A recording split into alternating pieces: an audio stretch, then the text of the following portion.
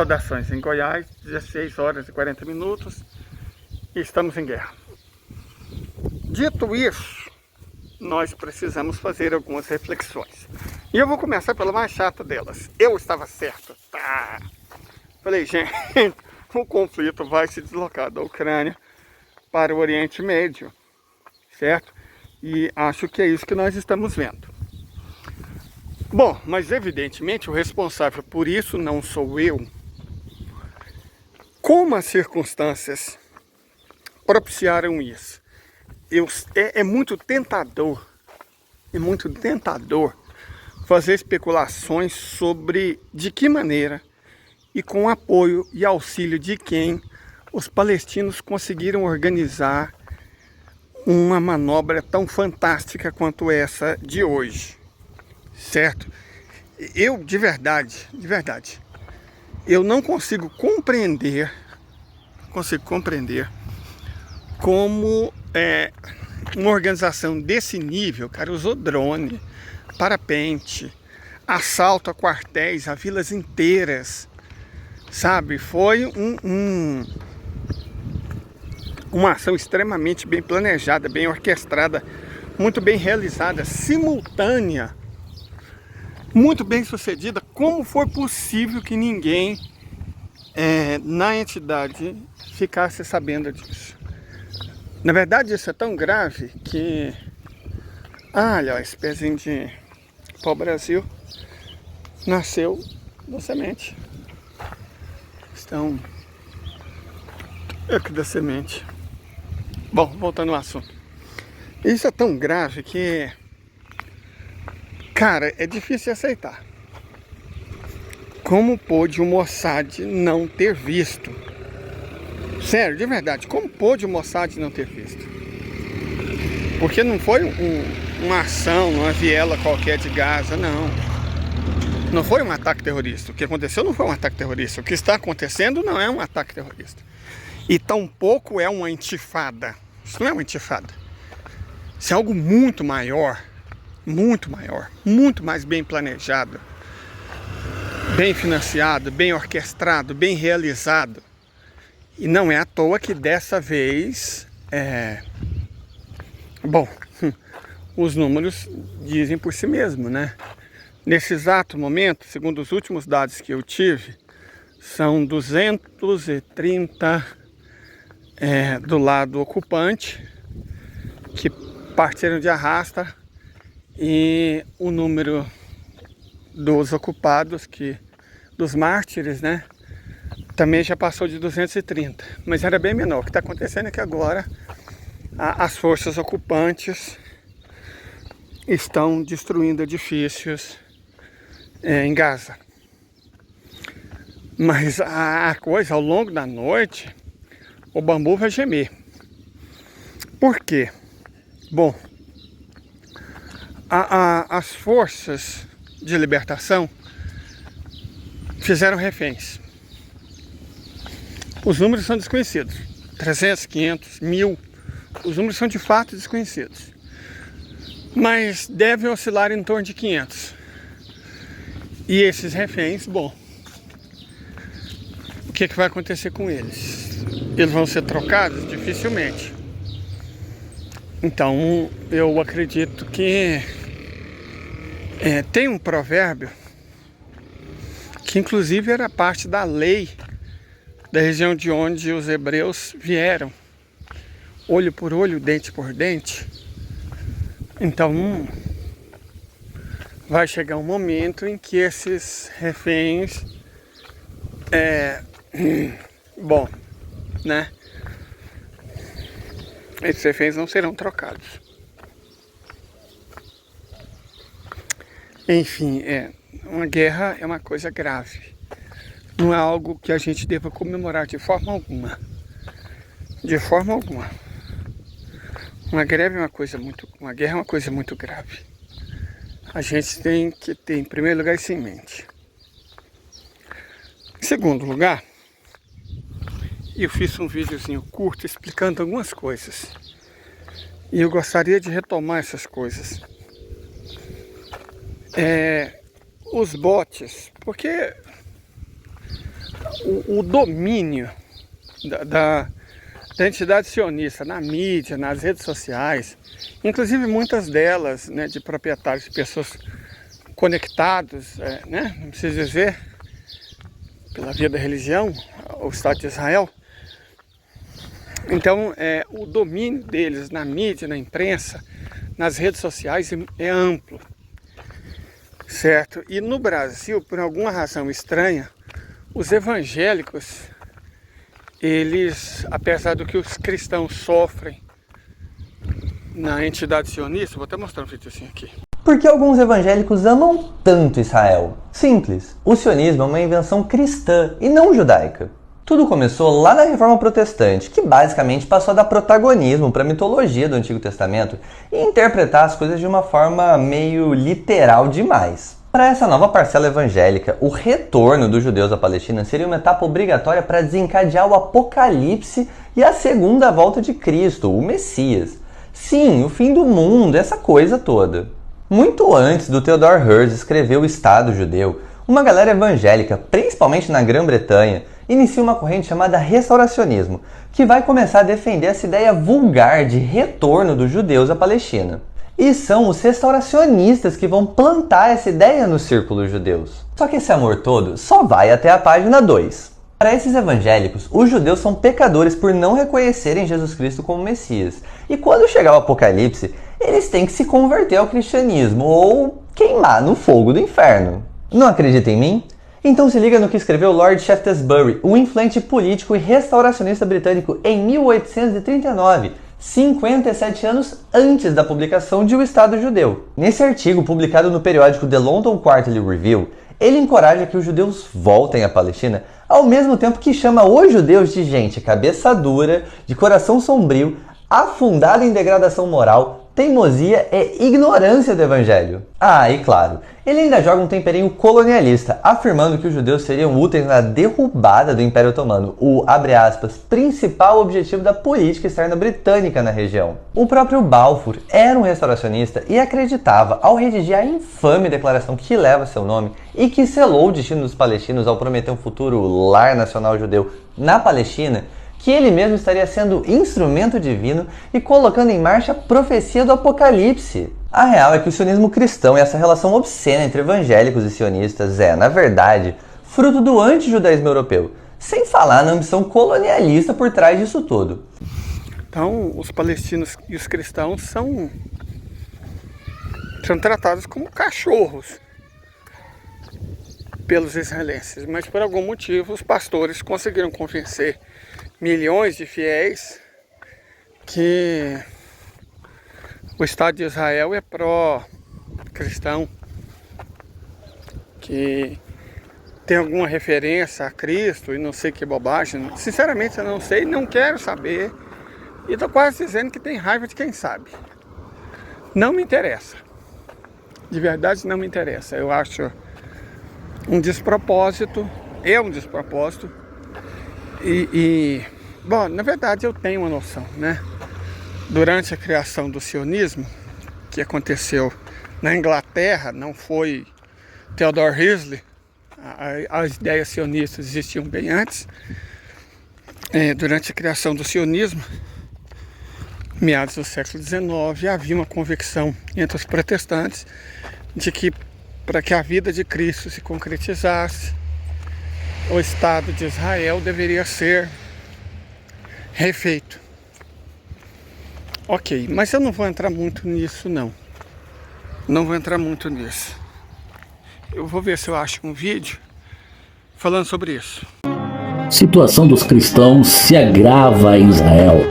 Agora é proibido a apresentação de qualquer símbolo cristão pelas ruas de Jerusalém e também de Israel.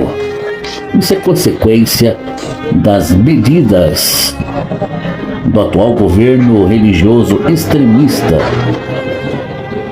E é claro, descortina de vez a hipocrisia a respeito da liberdade de Israel para com os cristãos. Sempre houve perseguição aos cristãos na terra de Israel. Agora, como ficará a situação atual da indústria de turismo evangélico que fatura milhões para com o governo de Israel. Quem dará o braço a torcer? O importante é que a verdade está sendo exposta.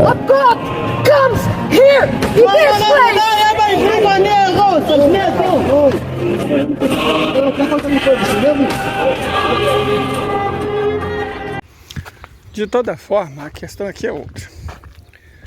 Nós sabemos que se as Sagradas Escrituras estiverem corretas nesse aspecto, e é claro que não existiu cobra falante, não existiu Adão, não existiu Eva, não existiu a Arca de Noé, essas coisas, né, são fábulas. São fábulas. O cristianismo sempre se comunicou com metáforas. E deixa eu só falar uma coisinha rápida para entendimento. A Bíblia não é, como diz os evangélicos, mas eles também, tadinho, né? Eles são fracos. Eles são fracos. Para ser padre, você tem que estudar muito. Você tem que fazer teologia, você tem que fazer normalmente outro curso superior, costuma ser filosofia, você tem que saber grego, você tem que saber latim, você tem que saber aramaico. Ser padre é estudar muito. Agora, ser evangélico, ser pastor, você nem precisa fazer um curso por correspondência. Se declara pastor, aluga um cômodo e encontra idiotas para te seguir. Então tem uma diferença intelectual enorme, mas muito grande entre as duas coisas. Sabe, muito grande mesmo. Algumas denominações protestantes até que têm uma formação, mas os neopentecostais em si, como diz ele, sangue de Jesus tem poder. Mas de toda forma, a questão aqui é histórica. Vamos supor que seja verdade que os hebreus, né, vieram da região de Ur para Canaã, Palestina atual, em 1400 da Era Comum. Certo, então eles seriam 35 séculos lá, como gostam de dizer os sionistas e os nossos irmãos evangélicos. Argumento é que a legitimidade de Israel é nesses 35 séculos. Só que esse número é uma mentira completa, né? Por quê? A gente está supondo que a origem dos israelenses é a mesma Bíblia. A bíblica. E a evidência antropológica e genética diz que não é bem assim. Mas vamos ignorar e vamos ficar com aquilo que os nossos irmãos são capazes de entender. Então tá, os ancestrais, os hebreus, chegaram lá no século XIV, nessa Era Comum, e dominaram a Palestina. Depois, não passou muito tempo, de verdade não passou muito tempo, eles foram levados para o cativeiro no Egito. E lá ficaram o quê? Um século e meio. Considerando que entre a saída deles do Egito e a chegada na Terra Santa foram 40 anos, é lícito supor que foram 200 anos que eles ficaram longe da Palestina. Então são 3.500 menos 200 anos, 3.300. Ok. Ato contínuo. Eles ficaram lá um tempinho, juízes, né, blá blá blá, reis. Depois os filhos do rei brigou, dividiu entre Israel e Judá. Eles gostam de mostrar um mapa das tribos. Aquilo, gente, teve uma existência histórica de 100 anos, se tanto. Né? Depois brigou Israel e Judá, foram invadidos pelos assírios, depois pelos babilônios. Ficaram no cativeiro. Mais do que uns 300 anos. As 10 tribos, ninguém sabe onde foi parar direito. Né? E os que sobraram foram levados pelos babilônios e só foram libertados por um iraniano. Persa, né? Ciro Grande era iraniano. Você vê que eles não têm muita noção de gratidão não, né? Os egípcios receberam eles, Os iranianos liberaram eles, e no entanto, mas enfim, né? 300 anos. Então, 3.300 menos 300, 3.000 anos. Depois a região foi invadida pelos macedônios. Mas eles continuaram lá. Ok, continuaram lá. Depois invadido pelos romanos. Mas eles continuaram lá.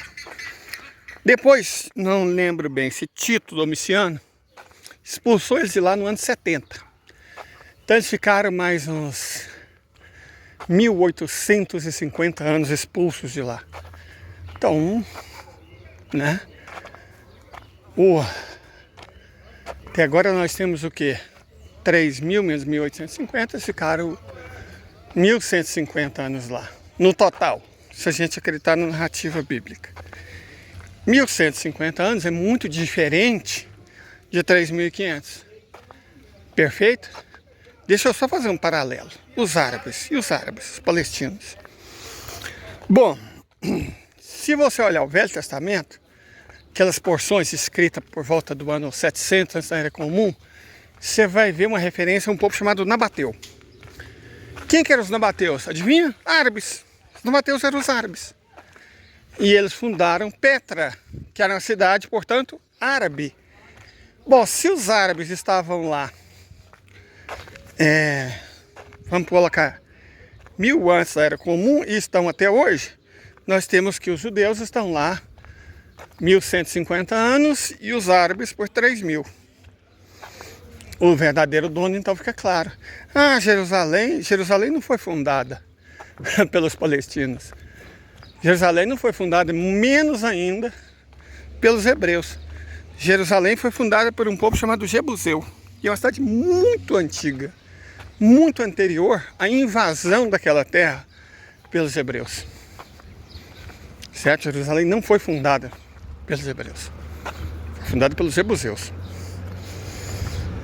Ok? Então, se a gente restabelece a história, a conversa de 3.500 anos é para boi dormir. Mas ela é especialmente mais grave, porque o Estado de Israel, ele tem 75 anos. Foi fundado em 1948. Deixa eu mostrar um videozinho aqui que ele ilustra bem as circunstâncias da fundação do Estado de Israel. Zionism is racism. Israel cannot be both. Israel is either a racist Jewish state or it's a democratic state for everybody. And that's what I would like Israel to be. I'd like a democratic solution, one state with equal rights for all its inhabitants. Your organization, Human Rights Watch, issued a report last year about Israel, and the conclusion was it is an apartheid state. And there are 4 major human rights groups in the last 2 years who issued similar reports, reached the same conclusion. Israel is an apartheid state. So apartheid is racism. Apartheid is discrimination. But Israel is the only member of the United Nations that I know which is officially racist. And I say this because of the July 2018 nation-state law, which says the Jews have a unique right to self-determination in Israel.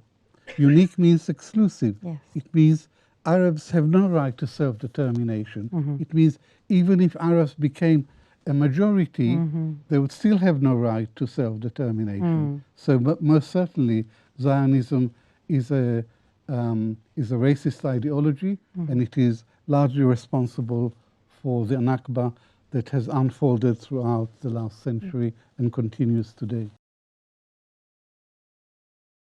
Opa! O que a gente viu? Que a Áustria levantou no parlamento a bandeira da entidade sionista em solidariedade, né? E, gente, isso é tão... Cara, é sério, é difícil até de comentar. Porque nós sabemos que o famoso AH né, Adolf alguma coisa, não podemos citar porque, né, tem o algoritmo, então, inteligência artificial, e não podemos citar. Mas nós sabemos que o AH era austríaco. E que bom, aquela coisa que começa com Nas foi obra de um austríaco. E é muito irônico, mas muito irônico mesmo, que a Áustria levante a bandeira de Israel em solidariedade. Quem viu, quem te viu, quem te vê, né, Áustria? Quem tá vendo você em 2023 não viu o que você fez entre 1933 e 1945, né? Melhor nem perguntar, né? Melhor nem perguntar o que mudou tanto nesse período de tempo. E vejam só, o Estado de Israel, por essa ótica, não passa de um empreendimento colonialista, colonial, igual foi a ocupação das Américas por europeus, a destruição da população nativa, destruição de civilizações, usurpação de terra. Mesmíssima coisa. Mesmíssima coisa, gente. Mesmíssima coisa. O Estado de Israel é um empreendimento colonialista europeu para purgar os europeus de um pecado que eles mesmos, os europeus, cometeram. Porque se a gente fosse justo, se houvesse justiça nesse mundo, quem deveria pagar pelo que os europeus fizeram contra o povo judeu seriam os europeus. Se quer criar um Estado de Israel, pegasse lá um pedaço da Silésia, um pedaço da Pomerânia, né, um pedaço da Baviera, um pedaço da... Como é que é o nome daquela região? O Adolfo nasceu numa cidade chamada Linz, né? Aquilo é o que? Baixa Áustria? Estíria? Não sei. Um negócio assim. Pegasse lá um pedaço da Estíria, então, da Baixa Áustria. Ou como o país foi a Alemanha, ao invés de dar a Silésia para os poloneses, a Pomerânia Oriental para os poloneses, criasse lá um estado para as pessoas que eles mesmos sacrificaram na Shoah. Não seria mais justo? Agora, você pegar a terra que não te pertence, não pertence a eles, estava ocupado pelos árabes há 3.000 anos, aí sim, e falar, ó, agora esse terreno que a gente roubou é de vocês, para compensar vocês por um erro que nós cometemos, por um crime que foi nosso. Aí fica difícil, né, camaradinha? Aí tá complicado, tá difícil justificar uma coisa dessa. Muito difícil. Havia alguns judeus lá antes, mas eles viviam em paz, cara. Viveram 400 anos em paz sob domínio otomano. Todo mundo vivia em paz. Europeu não conhece o que é paz. Onde o europeu chega, a guerra. Veja o que eles fizeram nas Américas. Veja o que os belgas fizeram no Congo. Veja o que os mesmos belgas fizeram em Ruanda e Burundi. Veja o que os britânicos fizeram na Índia. Veja o que os mesmos britânicos fizeram na China. Europeu é um povo que não conhece paz, não concebe paz, não consegue viver em paz. E aonde eles vão, eles levam aquilo, né? E aí nós temos que falar das razões geopolíticas da criação da entidade sionista. Tá, tem a coisa de depurar os europeus de um crime que eles cometeram. Certo? Tem isso. Ó, cometemos um crime e vamos pagar por esse crime cometendo outro, roubando uma terra que não nos pertence e estabelecendo um empreendimento colonialista aqui. Ótima maneira de pagar por um crime. Excelente maneira. Se você pensa como europeu, ocidental, né? Mas vamos ser mais estratégicos. O que é a entidade sionista? No fim da Segunda Guerra Mundial, o Império Britânico já era, né? O Império Britânico foi demolido. E os empreendimentos coloniais europeus, francês, belga, holandês, português, espanhol, teriam todos vida muito curta a Europa perde a primazia no mundo. É óbvio que ela não podia ficar com colônias. Então todos sabiam que mais dia menos dia os países da Ásia e da África se libertariam. Todo mundo sabia disso. Só que, bom, alguns cuidados tiveram que ser tomados. A África foi dividida em fronteiras artificiais, né? Por isso está cheio de linha reta. Mas tem outra região do mundo que também foi dividida com fronteiras artificiais. Exatamente o Oriente Médio. Olha o mapa da Arábia Saudita. Parece que foi feito com régua. Olha o mapa da Jordânia. O mapa da Jordânia parece que foi feito com régua e compasso. Certo? E são assim quase todos os países. Foram inventados. Embora seja daquela região 2 dos 4 países do mundo que nunca foram dominados por europeus, no caso a Turquia e a Arábia Saudita, Turquia e a Arábia Saudita nunca foram colônias europeus, assim como China e Tailândia. São os 4 únicos lugares desse planeta onde esses colonialistas, imperialistas miseráveis nunca colocaram suas patas imundas, certo? Nunca colocaram.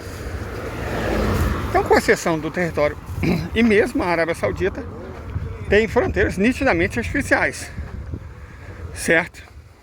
Nitidamente artificiais. Ok. Os europeus, eles sabiam disso. Sabiam que africanos e asiáticos se libertariam nas décadas seguintes, certo? Eles se libertariam nas décadas seguintes. E para garantir que não houvesse solidariedade entre eles, mas guerra, alguns cuidados foram tomados. A posição do Estado de Israel é muito significativa do ponto de vista estratégico, conectando o Mar Mediterrâneo ao Mar Vermelho. Na prática, o que acontece é o seguinte: Israel impede a conexão física entre a Ásia e a África. Não pode haver os famosos trens de alta velocidade que os chineses estão fazendo no mundo inteiro, conectando todos os lugares do mundo, a iniciativa Cinturão e Estrada, porque não dá para você fazer uma rede que conecte, por exemplo, a China até a África do Sul, que conecte, por exemplo, Xangai até a Cidade do Cabo, ou Beijing até Marrakech. Por quê? Porque existe exatamente uma cunha. Quem se viu o exército sabe o que é cunha. Existe uma cunha entre a Ásia e a África. Essa cunha é o sul de Israel. Ela impede a conexão física entre a Ásia e a África. E ela está lá para isso. Não foi um acaso. Ela foi feita para isso, para impedir a conexão física por meio de transporte entre Ásia e África. Foi para impedir que nunca os populosos e cada vez mais ricos estados asiáticos se conectassem com as regiões igualmente ricas, sobretudo em recursos naturais, do continente africano. Para isso foi feita aquela cunha, certo? Essa foi a razão da criação do Estado de Israel. Porque os europeus não se preocupam tanto assim com culpa. Caso se preocupasse com culpa, o próprio nazismo, né, não teria acontecido. Por quê? Porque já havia acontecido antes. O que foi a dominação colonial da Bélgica no Congo? O nazismo significou o passamento para outro plano espiritual de 6 milhões de judeus. O colonialismo imperialista europeu, né, belga, no Congo, custou a vida de 12 milhões de pessoas. 2 vezes mais gente. 2 vezes mais gente. Perfeito? E foi anterior ao nazismo. Então não é questão de consciência, eles não têm. Eles não se importam. Nunca se importaram. Só que foi a desculpa perfeita para fazer uma cunha separando a Ásia da África e conectando o Oceano Índico, Eilat, ao Oceano Atlântico, Haifa, no Mediterrâneo. O Mediterrâneo está conectado com o Atlântico. Perfeito? Então, cumpriu uma função dupla. Possibilitar a Europa chegar ao Oceano Índico, passando por uma colônia. No caso de Israel. E impedir que asiáticos e africanos se conectassem fisicamente. É isso. Deixa eu mostrar aqui o mapa.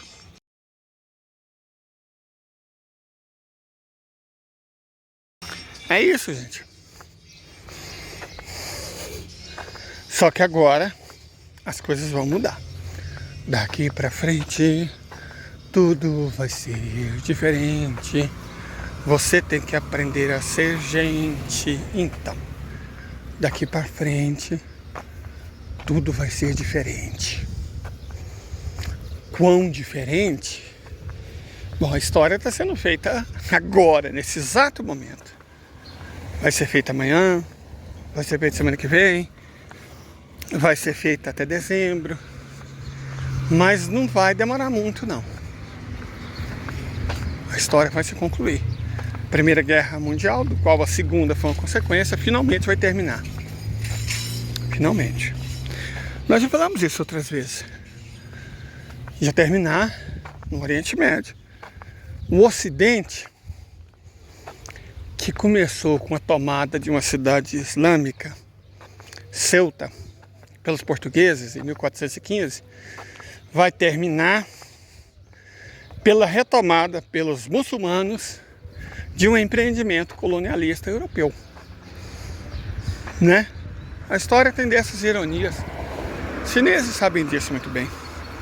E os árabes que estão lá, esse sim, há mais de 3.000 anos, também sabem. Os europeus vão aprender. Gostem eles ou não. Mas, voltando a um plano estratégico, evidentemente, gente, uma coisa dessa não aconteceu sem profundas conversações entre vários partícipes. Porque se fosse fácil, já teria sido feito, né? Teria acontecido com a Nakba em 48, ou com a Guerra do Suez em 56, 6 dias em 67, Yom Kippur em 73, aí teve a Guerra do Líbano em 1982, primeira intifada, segunda intifada. Todas essas tentativas deram errado, porque eram essencialmente revoltas. A revolta, nós explicamos antes de ontem, fizemos um vídeo explicando. A revolta, cara, a revolta não... Dificilmente, mas dificilmente mesmo ela é revolucionária. A revolta não é revolucionária. A revolta não é revolucionária. A revolta é só revolta, ela costuma favorecer os opressores. Inclusive a razão da nossa briga aqui contra ongueiros, verdistas, né? Identitaristas, wokes. Inclusive nesse exato momento eu estou sendo cancelado ali na outra rede social, que eu estou há muitos anos. Mas dessa vez, engraçado, eu já sofri o que até agora? Uns, sei lá, 200 ou 300 likes por causa de uma postagem minha questionando a razão das pessoas perderem tempo com o lance da trans que foi eleita Miss Portugal. Isso é uma palhaçada. Primeiro concurso de Miss, gente, sério, coisa mais fútil que existe no mundo que um concurso de Miss. É fútil, é frívolo, é um atentado a todas as mulheres, porque é misógino. Você está julgando mulher como você julga vaca. Um concurso, não sei se vocês não moram, a maioria de vocês não deve morar em regiões pecuárias, né? Mas se julga vaca. Vaca se julga boi. E mulher não é vaca. Mulher não é boi. Perfeito? Você não julga uma mulher, nossa, a composição de carcaça está perfeita. É um assinte da misoginia, um concurso de Miss. Perfeito? É um assinte. E tá lá uma falsa polêmica, oh meu Deus, uma trans foi eleita Miss Portugal, que diferença faz isso? Que diferença faz uma merda dessa? Certo? Pelo amor de Thor, né? Por favor. Que diferença faz isso? Isso só está distraindo as pessoas da luta de classes. Isso não faz nada pela luta das mulheres trabalhadoras. Não faz nada por elas. Perfeito? Aí você fala, ah, mas isso é importante. Como assim é importante? A porra de um concurso de Miss. Isso não tem importância, isso é frívolo, é fútil, é burguês, é inútil, é desrespeitoso. Certo? Aí não sei o que, mas Lênia, você não pode falar isso. Porque, o que eu falei? Eu falei o que eu venho falando há muito tempo. Os wokes, os identitaristas, os zongueiros, as fadinhas da floresta, toda essa catrevagem é inimiga da classe trabalhadora. E todas essas pseudolutas prejudicam a classe trabalhadora. Dividem a classe trabalhadora, cinde a classe trabalhadora, cria cisânia na classe trabalhadora. Então isso só beneficia a burguesia. Com todo respeito, foda-se quem ganhou é cis, é trans, é preto ou branco, que diferença uma merda dessa faz? Enquanto a gente está discutindo essa palhaçada, não está sendo discutido misoginia, violência contra a mulher e contra a trans. Ah, e um infeliz, claro que eu bloqueei. Você fica nessa pseudo-luta por defesa do trabalhador, mas você não sabe que 30 milhões de brasileiros são, de trabalhadores brasileiros são LGBTQ. Pô, primeiro, eu não vou entrar no mérito. Não sei de que fonte ele tirou esse número, né? Se Águas de Lindóia ou Times New Roman 12. Mas seja o que for, as mulheres que estão no concurso de Miss, elas não estão representando a classe trabalhadora. Não estão minimamente preocupadas com mulher trabalhadora. Tá nem aí. Então, qual que é a razão dessa discussão? Diversionismo, dividir para outros conquistarem. Perfeito? Agora, vejam a questão relativa ao que está acontecendo em Israel, pensado por uma ótica estratégica. Evidentemente, as condições para o planejamento de uma coisa como que está acontecendo são totalmente outras e nunca antes haviam existido. Não foi somente acho que eu nem posso citar o nome deles aqui, porque no alcance vai cair ainda mais. Começa com Ra e termina com Mars. Ou que começa com Gi, depois tem o Had, e aí, sei lá, tem esse lance islâmica. É lógico que esses grupos que nunca conversaram entre si, esses dois, a OLP e o Hamas, conversaram, trocaram ideia. Mas como eles conseguiram os supostos 5 mil mísseis? A pergunta é como eles nunca conseguiram, nunca eles haviam conseguido antes.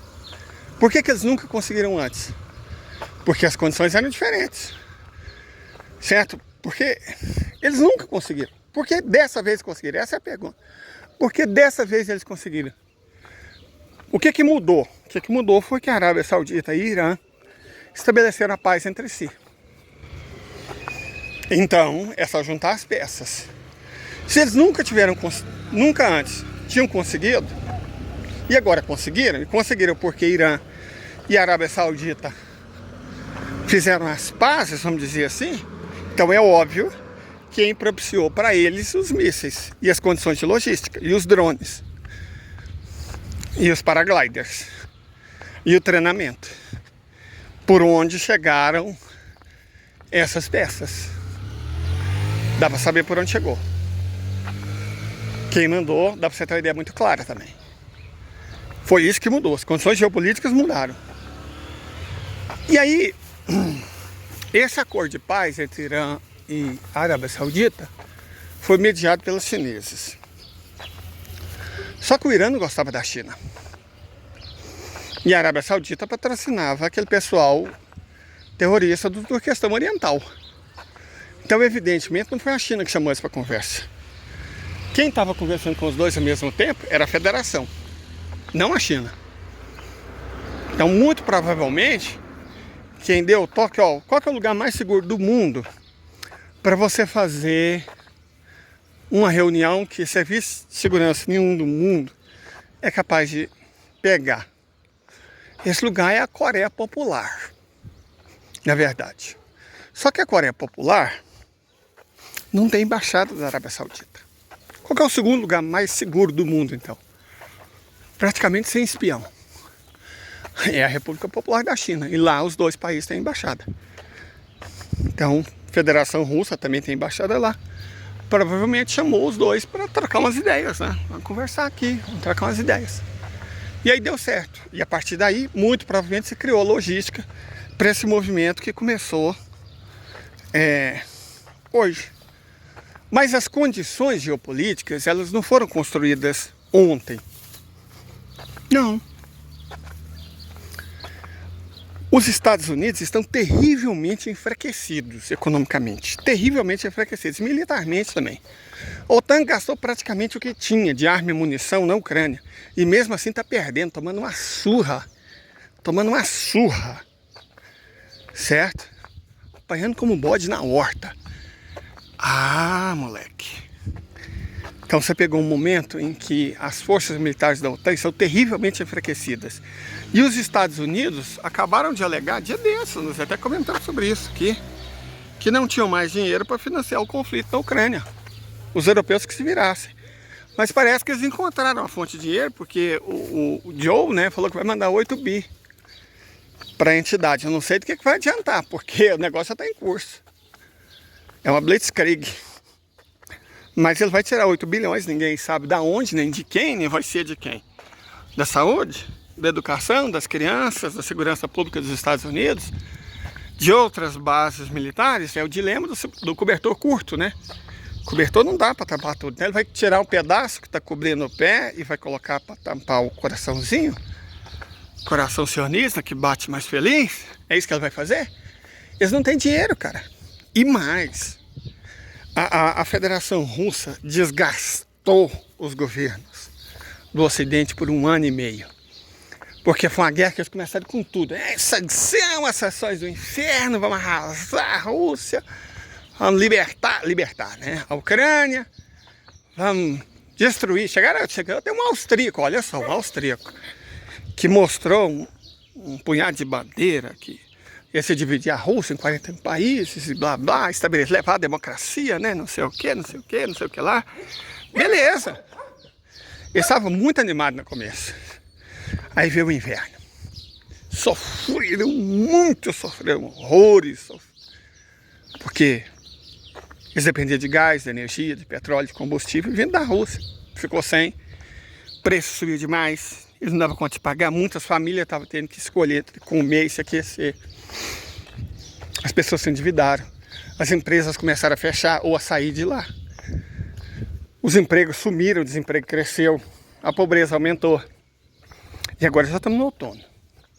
Cada dia que passa na Europa, os dias ficam mais curtos e as noites mais longas. Os dias vão ficando cada vez mais frios. O frio se aproxima.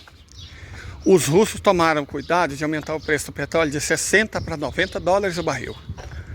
Então uma coisa já estava muito feia no outono e inverno do ano passado, agora se ela vai ficar horrorosa. E pior, um conflito no Oriente Médio, região responsável por mais da metade do petróleo comercializado no mundo, ter efeitos devastadores sobre o preço do petróleo. Então não são só governos que estão muito cansadas, uma opinião pública exausta de uma guerra fracassada. Não. Não é só isso de jeito nenhum. O que está acontecendo também é econômico. Os russos e os sauditas, há muito, devagar, mas de maneira metódica, contínua, vem diminuindo a produção de petróleo para fazer ele aumentar mesmo com a recessão mundial. Com a crise econômica profunda, exatamente da Europa e dos Estados Unidos. Vem a recessão, aí o preço do petróleo cai. Certo? O preço do petróleo cai. O que eles fazem? Diminui a produção. Então não interessa se tem recessão. O preço do petróleo caiu, mas diminui a produção do petróleo para ele voltar a subir. E aí os lucros continuam os mesmos. Por que os lucros continuam os mesmos? Porque ainda que as vendas diminuam, o preço aumentou. Só que para eles está ótimo, né? Porque eles estão produzindo menos e ganhando mais dinheiro. Menos trabalho para ainda mais dinheiro. Está ótimo para eles. Agora para os europeus, para os americanos, para os japoneses, para os sul-coreanos, o oeste coletivo, aí está horrível. Aí está muito desfavorável. porque estão pagando cada vez mais por cada vez menos. Eles estão sofrendo muito, e a opinião pública sendo devastada, né? Porque Estados Unidos empobrecendo. Gente, eu não sei quantos vídeos eu não fiz sobre a decadência econômica enorme dos Estados Unidos. Dívida, 120 trilhões de dólares, juntando todas as dívidas, interna e externa, ambas impagáveis. Juro, cada vez mais alto. Com isso, as hipotecas ficam cada vez mais caras. Com as hipotecas cada vez mais caras, ninguém quer hipotecas novas. E o mercado imobiliário travou. Então o que é que vai quebrar primeiro? O mercado imobiliário, uma crise imobiliária, igual 2008, 2009? 2007, 2008, né? A Bolsa, igual 1929, que a Bolsa também está catastrófica. Nós mostramos aqui o exemplo da Tesla, deixa eu até mostrar de novo. Observe esses dados, veja o quanto a BYD vendeu a mais que a Tesla no ano passado. Aqui, uma revista de negócios confirmando que ela está super avaliada. Agora, olha a diferença do valor de mercado entre a Tesla e a BYD. Observe que a BYD vendeu bem mais que a Tesla, mas as ações da Tesla valem 5 vezes mais do que a BYD. Por quê? Ora, isso é uma bolha. Nenhuma empresa americana está prestando, as pessoas vão e compram a ação da Tesla, que não corresponde ao que ela fatura, nem ao que ela vai faturar. É isso. É uma das poucas empresas que está fazendo a bolsa crescer, e vocês viram que é maneira totalmente artificial. Certo? Absolutamente artificial. Tão lascado, cara. O mundo desdolarizando, a dívida aumentando, o mercado imobiliário é milímetro de quebrar, a bolsa de valores é milímetro de cair, quebrar também, convulsionar. Sem infraestrutura, infraestrutura apodrecendo. Faz 50 anos que não tem investimento. Sem tecnologia nem para fazer as armas que dava conta de fazer em 1970. Os americanos mesmo admitiram que hoje não conseguem mais fazer o que fazia, porque não tem uma única fábrica de arma nuclear. Então é só contra aquelas velharias que tinha na década de 70. Certo? Só. Alguns dos Minutemen foram construídos na década de 50, cara. Compara isso com a tecnologia russa. Vamos mostrar um pouco da tecnologia russa? O míssil hipersônico Tsirkon é projetado e construído pela NPO Machnostrenia, que é uma subsidiária da Corporação de Mísseis Táticos. Ele tem um alcance de 1000 km e opera a uma velocidade 9 vezes superior à do som. Foi projetado para ação naval, tanto para afundar porta-aviões, porque ele consegue levar cargas nucleares, quanto levando cargas mais convencionais, como termobáricas, afundar também destroyers, cruzadores, navios de modo geral. A corporação que o produz também faz mísseis supersônicos famosos, como o P-800 Onyx. O Zmevik, que em russo significa serpente, é um míssil hipersônico sui generis, porque de fato ninguém sabe a aparência dele, né? Não tem imagens próximas para mostrar como ele é. Ninguém sabe quem fabrica e nem quantos existem. O que se sabe é que ele é feito e foi projetado para destruir porta-aviões. Nos Estados Unidos, por exemplo, tem apenas 11. Ele pode ser lançado tanto da costa quanto de navios. E atinge uma velocidade de Mach 27, ou seja, 27 vezes a velocidade do som, alcançando até 4.000 km com suas ogivas nucleares. O mais importante Burô de Design de Mísseis Hipersônicos da Federação Russa é o Instituto de Tecnologia Térmica de Moscou. O primeiro produto importante que ele faz é o míssil hipersônico RS-26 Rubege, que faz 20 vezes a velocidade do som e carrega 4 ogivas por uma distância de até 6.000 km, portanto é de médio alcance. O Burô também é responsável pelo RSM-56 Bulava, que carrega de 6 a 10 ogivas e viaja a uma velocidade de até 12 vezes a do som por uma distância de até 15.000 km.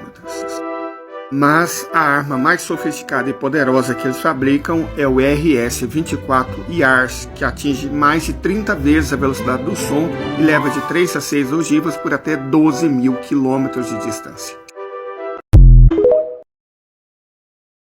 A primeira arma que vamos analisar é o míssil hipersônico RS-28 Sarmat, feito pelo Bureau de Design de Foguetes Makeyev, sediado na cidade de Siaz, que fica na Sibéria Ocidental, junto aos Montes Urais, bem próximo, 60 quilômetros, da cidade de Chelyabinsk.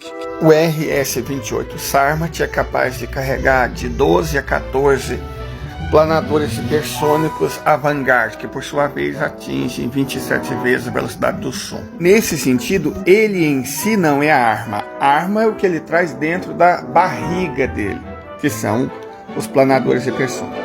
O mesmo Bureau Makeyev também faz outros mísseis hipersônicos lançados por submarinos da família R-29. São eles o Liner, o Sineva e o Volner, todos da mesma natureza. Para fins práticos, o Ra-47M2 Kinjal é um dos poucos mísseis hipersônicos que de fato já foi usado. Ivano-Frankivsk foi a primeira cidade a ser presenteada. É um míssil hipersônico ar-terra ou ar-mar, que serve tanto para destruir objetivos no oceano quanto em terra, que voam a velocidade de até 12 vezes a do som, e ninguém sabe quem fabrica nem onde. Suspeita-se da JSC Votkinsk e da Corporação de Mísseis Táticos. Ele pode ser lançado tanto do MiG-31 quanto do que eu acredito ser um dos aviões mais bonitos que existem, o Tupolev Tu-M22. O MiG-31K pode carregar um desses mísseis e o Tupolev Tu-22M pode carregar até 3. Na Federação Russa, o design está à frente da fabricação. Então, com o desenho da Corporação Tática de Mísseis e fabricação da NPO Vimpel, 2 mísseis hipersônicos ar-ar, o RVV-AEPD Mach 5 e o R-37M, que é esse que nós vamos ver agora. Uma máquina extraordinária que voa 6 vezes a velocidade do som e é capaz de fazer 400 km em 3 minutos. Como ele tem uma série de sistemas de navegação redundantes e uma velocidade extraordinária, não importa a aeronave que ele mirar, ela será derrubada. Então, porra, já era, cara. Já era, camarada. Os russos foram primorosos na guerra de desgaste, desgastando a economia, a sociedade, a opinião pública. Está tudo muito desgastado. E aí, no pior momento possível, uma guerra no Oriente Médio. Aí sim vai convulsionar. Porque no limite, eu não falo se não, Israel vai passar do ponto. Escreva o que eu estou falando. Bambu vai gemer contra os palestinos. Certo? Eles vão aproveitar essa noite e começar a destruir prédio palestino como se não houvesse amanhã. E aí a quantidade de pessoas que vão de arrasta vai passar da casa das centenas para a casa dos milhares. Mas é exatamente isso que os palestinos querem. Porque força o Mohammed bin Salman a defender Jerusalém Oriental e a mesquita de Al-Aqsa. Força os árabes a partir da palavra para a ação. Porque se eles não fizerem nada, o Bibi vai fazer exatamente o que o Bibi sempre sonhou. Fazer com os palestinos, para não citar outra coisa, né? Porque hoje em dia é difícil falar as coisas, né? Você é cancelado, você perde conta. Para não, né? O que o Bibi quer fazer com os palestinos o que os belgas fizeram com os congoleses. E eu queria falar outra coisa, vocês sabem o que é, mas eu não posso. E vocês sabem o motivo. Perfeito? Mas essa guerra vai escalar. Essa está começando. Ela só está começando. E aí, gente, Soloviev, nem toda guerra é má. A guerra, às vezes, é o bem menor. Ela pode ser necessária. Nós não estamos celebrando a guerra pelas nossas convicções políticas, anarquistas e religiosas católicas. Ambas me proíbem de celebrar a guerra. Mas eu não estou aqui para fazer proselitismo, não quero tornar vocês anarquistas, nem converter vocês ao catolicismo. Embora se eu pudesse, né? Vão à missa. Assim, bom. Mas não é para isso que eu estou aqui. Não é mesmo para isso que eu estou aqui. Estamos aqui para falar sobre geopolítica. A gente vai evitar mostrar imagens horríveis que nós já temos. Claro, né? Porque esse não é o objetivo do canal. Eu discutir geopolítica e não mostrar atrocidade. Tem outros canais que fazem isso. Nós não vamos fazer. Nós vamos falar sobre geopolítica. E hoje é o primeiro dia do resto de nossas vidas. Deus tem misericórdia de nós. Até logo mais à tarde. Hoje nós vamos fazer uma live. Fui.